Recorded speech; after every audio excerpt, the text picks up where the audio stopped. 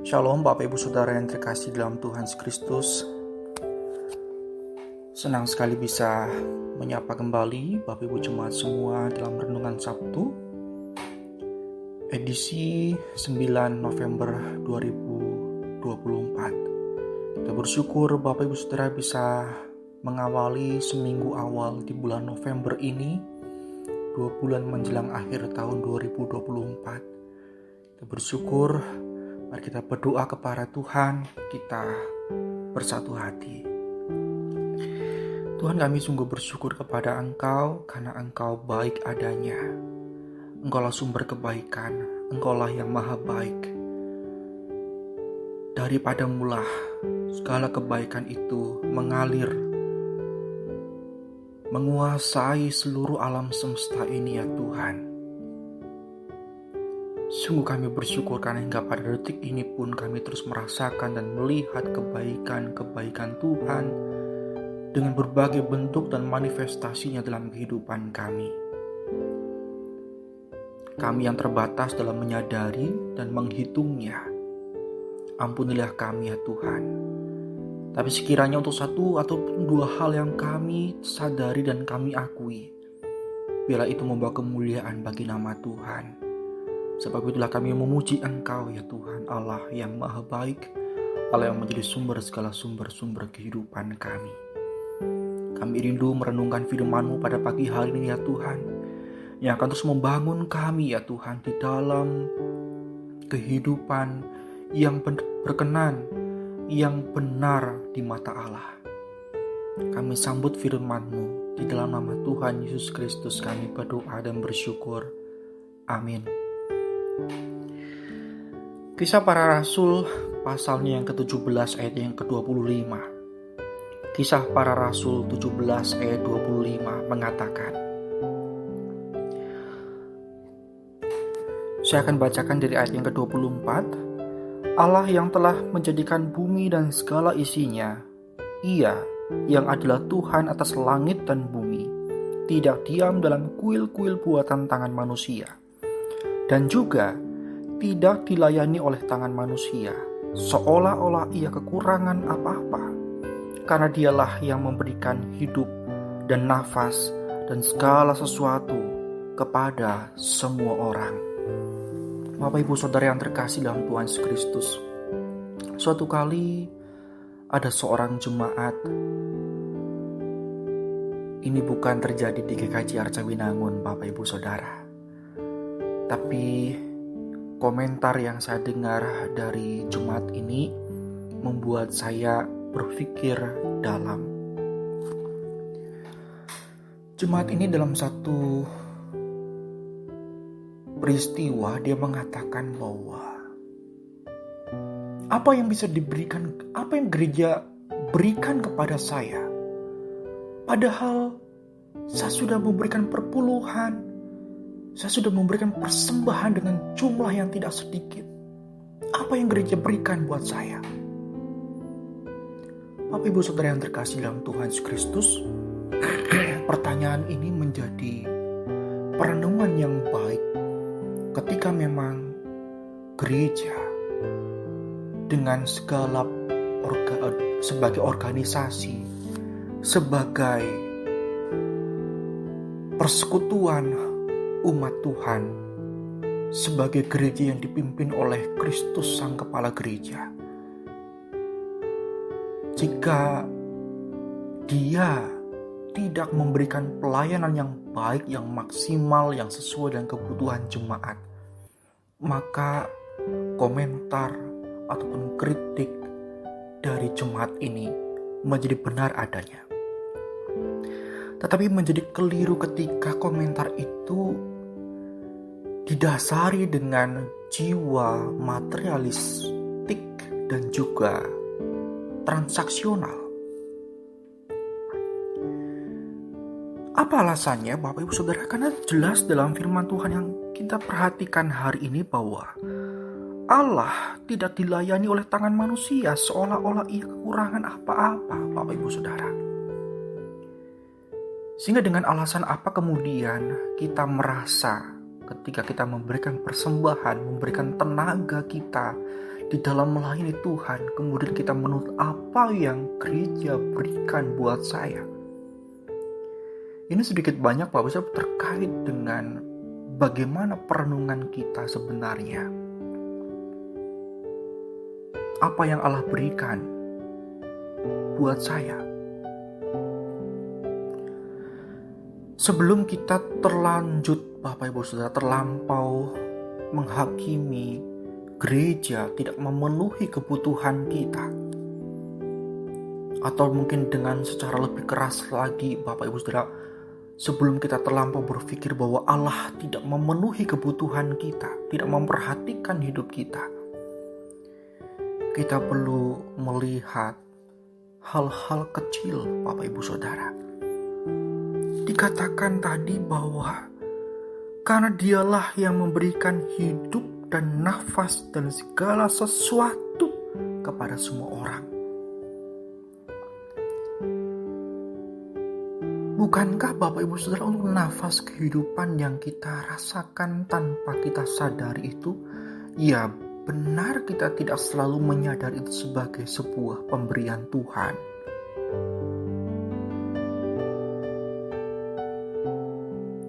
Untuk makanan dan minuman dengan berbagai bentuk dan rasanya itu Bapak Ibu Saudara.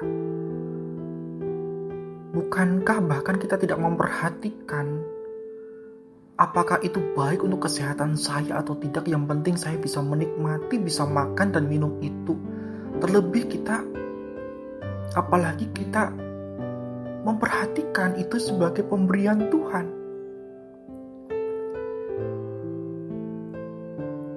Untuk seorang rekan sepelayanan ataupun saudara seiman yang satu gereja dengan kita, yang lebih sempit lagi yang satu blok dengan kita, yang lebih sempit lagi Bapak Ibu yang bertetanggaan dengan kita, belum tentu kita menerima itu sebagai berkat dan pemberian Tuhan. Kok kita bertanya apa yang gereja berikan buat saya, apa yang Allah berikan buat saya. Bapak Ibu Saudara yang terkasih, kalau tadi pertanyaan itu diibaratkan dalam kita artikan secara positif, apa yang gereja berikan buat saya, apa yang gereja lakukan dalam membina, memelihara iman saya, kita maknai secara positif seperti itu Bapak Ibu Saudara. Itu pun belum tentu kita sebenarnya mensyukuri hal itu. Kita bertanya apa yang gereja lakukan untuk memelihara iman saya. Bisa jadi pertanyaan itu hanya karena wah ini khotbahnya lama sekali nih, begitu kan ya, saya nggak nyaman nih gitu, saya udah nggak betah nih di sini. Apakah hanya karena itu kemudian kita bertanya, gereja tidak memberikan sesuatu sesuai dengan kebutuhan saya? Bukankah saya pernah menyampaikan juga Bapak Ibu Saudara tentang pola konsumtif umat Tuhan di zaman ini? Bapak Ibu Saudara yang terkasih dalam Tuhan Yesus Kristus, ketika saya setiap malam ataupun Ibu Santi Soekarmo setiap pagi mengirimkan renungan, mengirimkan doa pagi dan doa malam, apakah Bapak Ibu Saudara merasakan atau menyadari bahwa itu adalah kebutuhan yang Tuhan berikan, yang sedang Tuhan penuhi dalam kehidupan Bapak Ibu Saudara, di dalam kehidupan kita semua? Bisa jadi belum tentu Bapak Ibu Saudara setiap kita menyadarinya. Bahkan lentera yang dikirimkan, dibagikan kepada kita setiap minggu Bapak Ibu Saudara, belum tentu kita menyadari itu sebagai satu bentuk pemeliharaan Tuhan bagi kita.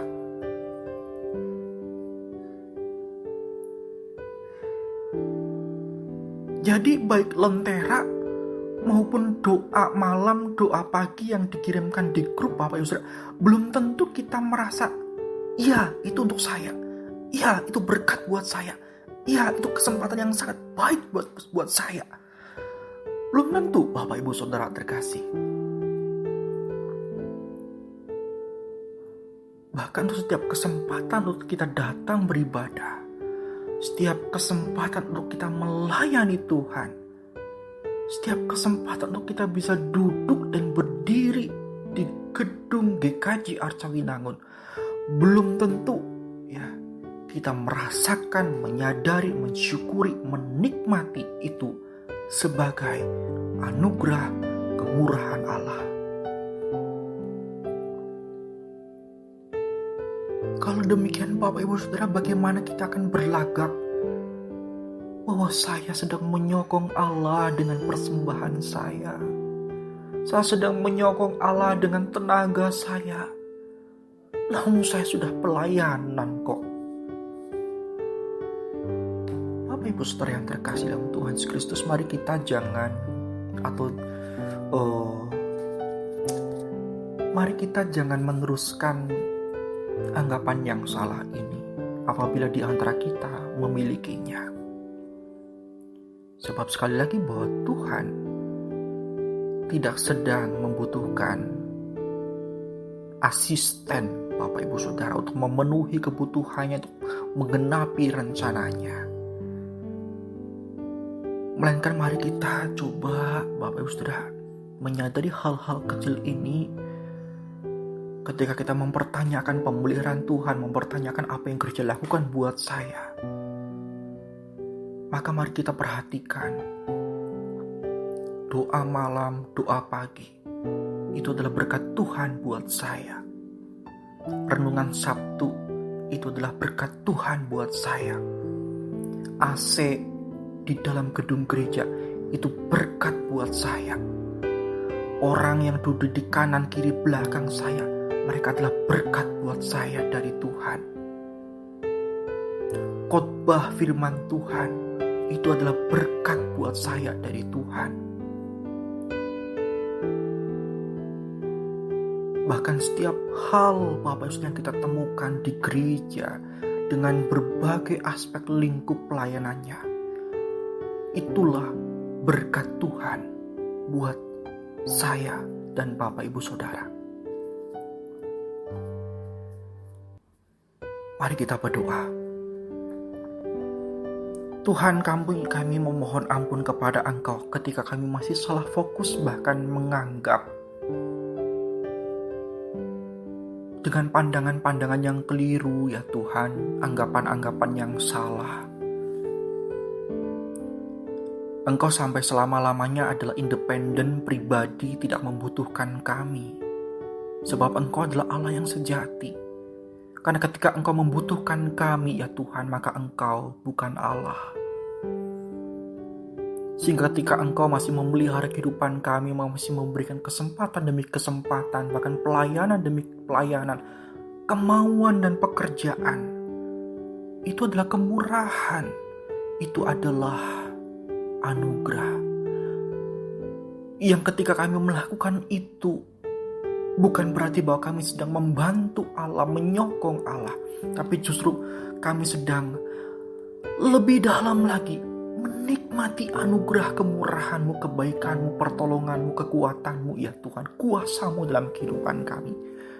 Sebab sejatinya kami tidak bisa melakukan semuanya itu tanpa kekuatan pertolongan-Mu, pertolongan Tuhan saja.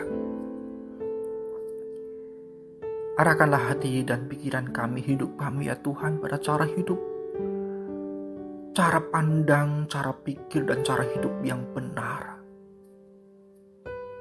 Kami serahkan diri kepada Engkau. Kami mau jalani hari ini ya Tuhan dengan perspektif yang berbeda. Dan kami mau memperhatikan hal-hal yang kecil ya Tuhan, bahkan yang belum pernah kami perhatikan. Kami mau cari itu. Dan kami mengakuinya sebagai berkat daripada Tuhan. Demi Kristus kami berdoa. Amin.